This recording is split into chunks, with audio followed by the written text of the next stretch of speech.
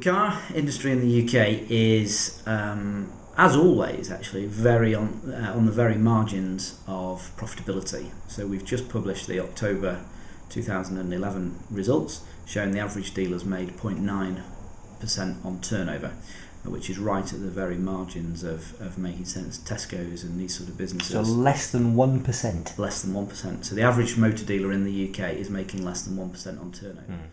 One of the interesting questions we ask to graduates is, how much money do you think a dealer makes on a £15,000 car?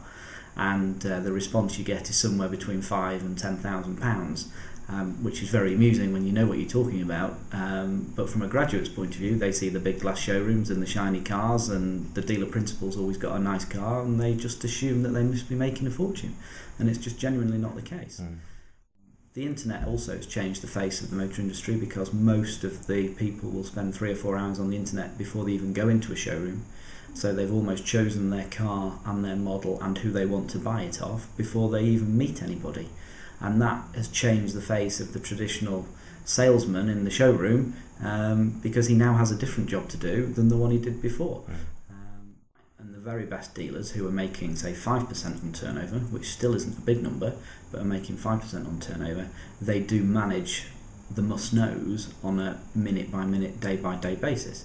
And that's the same as an athlete will work on the aggregation of marginal gain. So all the little things in there, have they got the right suit, have they got the right trainers, have they had the right breakfast, and all of that. It's no different to the dealer. Can he get all of his departments and all of the people within the departments running at maximum speed to try and achieve what is still a fairly marginal result?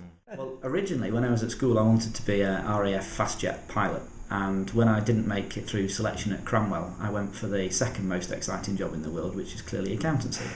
And therefore, I get plenty of excitement at work. So going out of work for a low adrenaline shot just calms me down a little.